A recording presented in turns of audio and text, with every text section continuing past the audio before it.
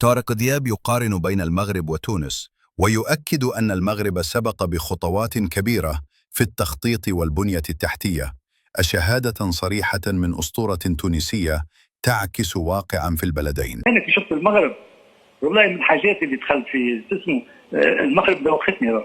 ما عرفش المغرب، ما حسبش هكا شيء دوخ. نورمالمون المواطن التونسي اللي يحب بلاده يبكي كما يشوف المغرب كيفاش. كنا كيف كنا احسن منهم. المغرب عندهم فوسفات، احنا عندنا فوسفات. المغرب عندهم شويه، وقلت لك كانت عندنا شويه، احنا خير منهم في التوريزم. كنا تونسيل كانت اقوى شركه في تونس في افريقيا. تونسيل كانت اقوى شركه في افريقيا اليوم وانشات. شوفوا التيرانات بتاعنا، كنا احنا دينا عندنا اسبقيه عليهم. شوفوا المغرب منشات وين هربت بينا. شوفوا مش المغرب تشوف الزيت وليبيا كان غدوه طريق الامور. تشوف ملاعب والبنيه التحتيه وقاعده تتحسن وتطور. وين احنا من هذا؟ احنا غدوه نجم نعملوا كوب افريقيا غدوه.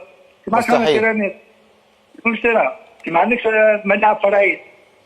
وين؟ شكون اللي يخمم هذا الكل؟ انا مش خمم ولا فلان، الناس الكل لازم تخمم، الناس الكل تقعد مع بعضها والاتحاد. طارق دياب أسطورة الكرة التونسية يشيد بالمغرب ويعترف بتفوقه الكروي والتنظيمي. تبارك الله الشيء اللي شفناه في المغرب. شنو هذا؟ شيء ما عادش باش نوصلوا له، ما عادش نجموا نعملوا شيء.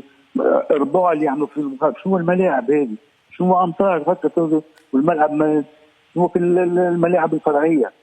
شنو انا بصراحه مريض صح عليهم. ربي يزيدهم خدموا وعندهم ناس.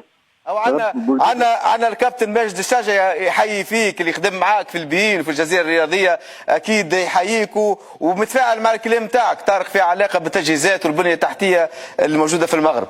يا طارق يا حبيبي، انت لك مكانه كبيره، انت من رموز الكره في افريقيا والوطن العربي،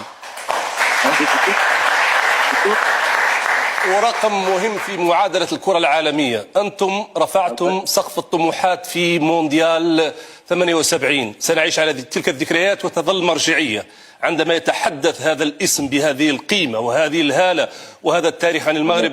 المغرب سعيد اليوم أن يتوسم هذا الوسام الكبير من أحد رموز الكرة الإفريقية والعربية. شكرا من كل الشعب المغربي.